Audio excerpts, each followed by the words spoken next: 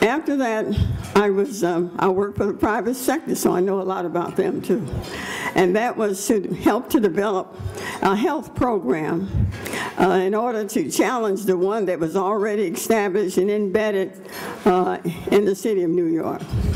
After I worked for them for a while, in 1 month, we were able to sign up 10,000 people, and they were just going crazy because we almost really get into the guts of that organization. They sold the company that I worked for. And at that time, I then said, gee, I didn't get much out of that. So I came back and was going to be retired to help my mother.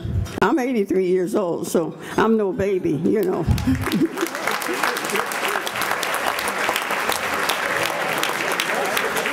So I was going to, you know, try to help my mom because she was getting older too.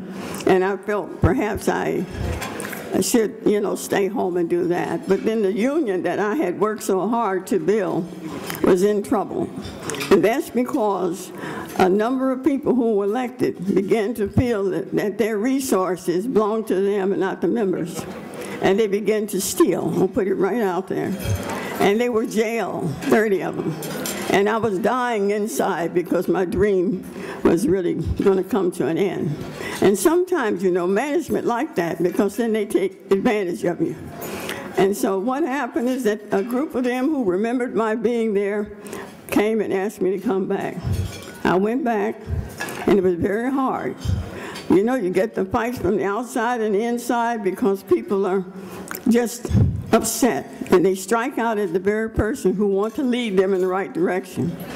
When I came back, I noticed they wanted me to head the union. I had not headed the union. I was always number 2.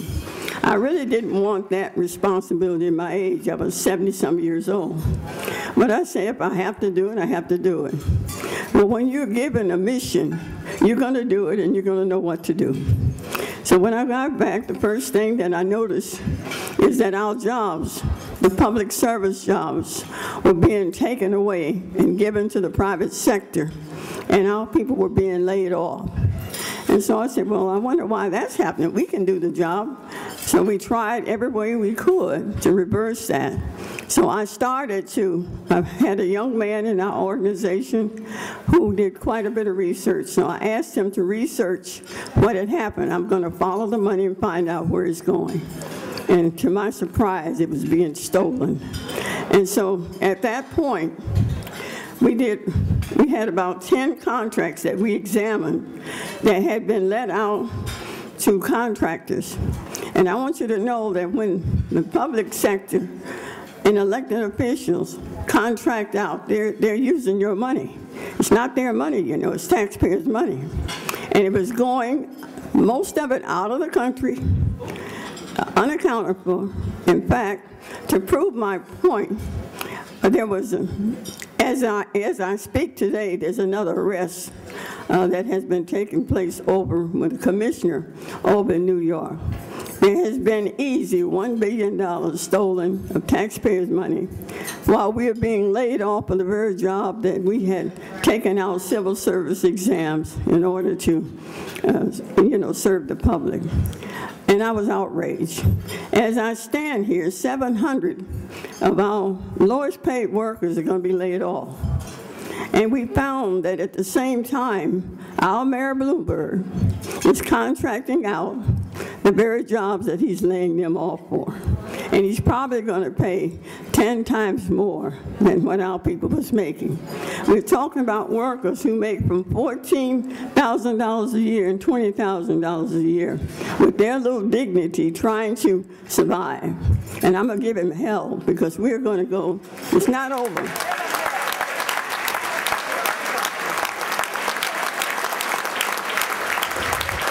A lot of the thievery of the taxpayers' money you haven't heard about. We don't have the media anymore. They like to sit back and blame the public service workers and other workers, and they're trying to turn back the clock. And you know who is the butt of that is the minorities and our single women. And our unemployment for the minority community in New York is 16%. 1 out of every 600,000 unemployed workers in New York City. Now, the only thing that they're willing to do is to jail the people who are trying to survive by any means necessary and pay $30,000 a year to incarcerate them. That's a damn disgrace.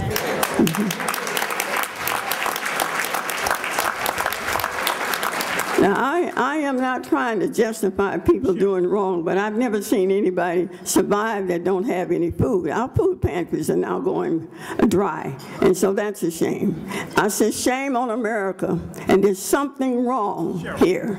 And what it has to do is that they don't count people like us. They don't, because we don't vote.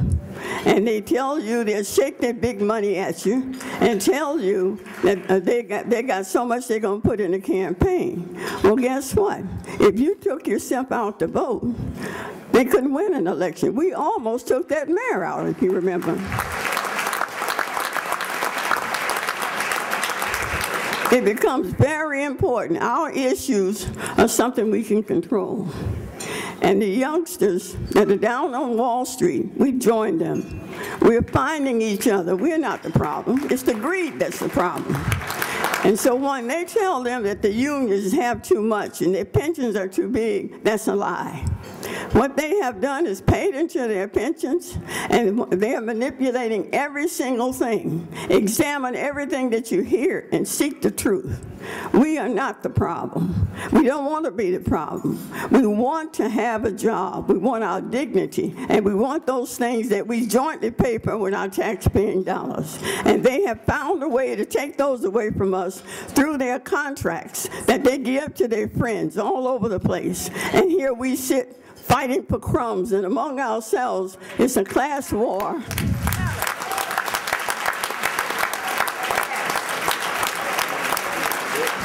And among ourselves, it's a class war. And then when that doesn't work, then it becomes a racial war.